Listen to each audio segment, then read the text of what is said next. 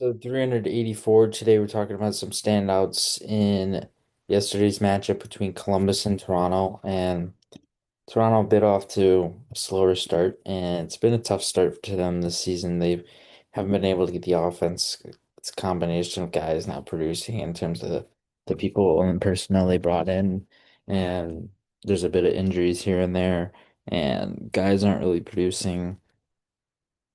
I mean, Austin Matthews, John Tavares, William Nylander, they've all been lights out. But outside of that, they need more production, even from their decor. They need guys to step up a little bit more. It's just been a bit of a rocky start, and I'm curious to see how the rest of the season pans out for the Leafs. And this very well could be a season of adversity for them, especially without Mitch Marner. It's going to be a storyline probably the whole year with Toronto media because of the fact that he's an 100-point guy. That's just a reality, and he's gone. And but they're gonna have to figure it out without him now. And so it's up to them to be able to do that and be able to come together as a team, have these guys, these newcomers coming in, like Matthias Michelli and Nick Waugh and Dakota Joshua and a few others here and there to really gel. But one bright spot this year so far has been Matthew Nyes. Just the way he's played, the way he's competed and battled and his relentlessness, his ability to get on the forecheck, his ability to recover pucks quickly, and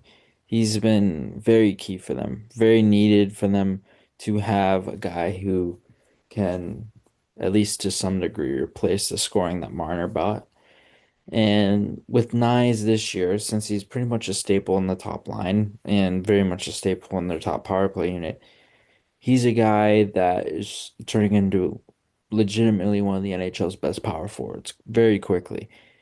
The way he plays the game, the way he uses his size, his reach, how he's able to compete, how he's able to move off the puck, on the puck. Like there's so many elements to his game that make him so nuanced and so effective. So there's obviously an intriguing factor to his game is the combination of those things. That's how he's able to weaponize them and bring them together. So he was great. He was one of the bright spots, and obviously John Tavares getting his 500th career goal.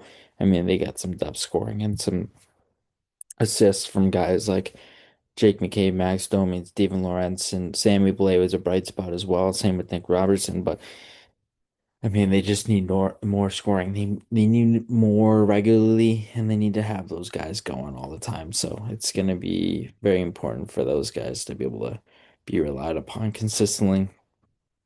For Columbus, I thought Charlie Coyle was really effective. He had 4 points actually in this game, 4 assists, and was making some really nice pe feeds and had some really nice plays off the entry into the offensive zone and was maneuvering quite well. He had just a lot of pace to his game. Another guy who had a 4 point game was Cole Sillinger. He was lights out. He had 2 goals, 2 assists, and was just electrifying offensively. The way he's able to use his shot, his one timer, create chances off the hop, and being able to produce on the power play, 5-on-5 and being able to move off the puck in zone offensively so he can get pucks back quickly. Like he was in good spots positionally, and that allowed him to be able to be a receiver, but also a giver in terms of the passing element and the shooting element there as well. And Matthew Olivier was a bright spot, which is good for him. First goal of the season.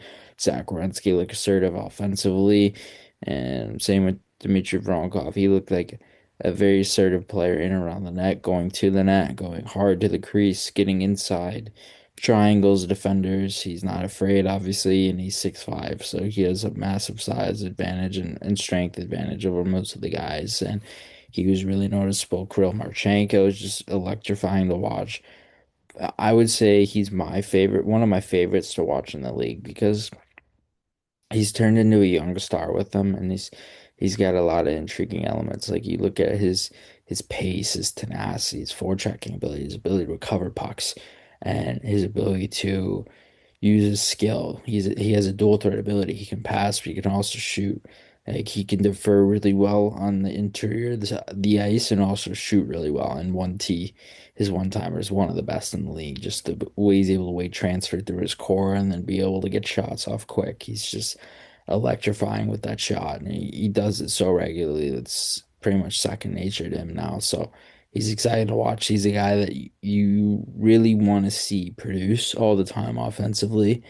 And at least for me, I genuinely enjoy watching him. Like there's not a lot of players Columbus has that are too entertaining to watch necessarily. Like, I mean, if you look at, say, like a Chicago, obviously there's Bedard, and then there's San Jose with Celebrini, and then there's, say, I'm just going off the top of my mind right now. There's Tampa Bay with Kucherov. There's Boston with Pastrnak. There's the Rangers with Fox. There's, let me think, even right now, arguably, Philadelphia with Zegras, and he's getting his mojo back, and a little bit of Michkov when he gets back up to stride. And then you look at some other teams, like so. My point is like Kirill Marchenko is kind of that guy in the team now, where he's relied as kind of the X factor who can play in all situations, and I think he's become a really important element to this team, and not only offensively but defensively. In the ways that setting an example to get pucks back, forecheck, being able to back check and using his speed to get back. I mean, most players they would just commit to, especially if they're goal scorers already, like he is. They would just commit to one side of the puck, and that's just the goal scoring. Like for example, Patrick Laine, like he just commits to the goal scoring side of the puck and the playmaking side of the puck, but he doesn't really do anything else. And you look at Kirill Marchenko, he does it. He does everything.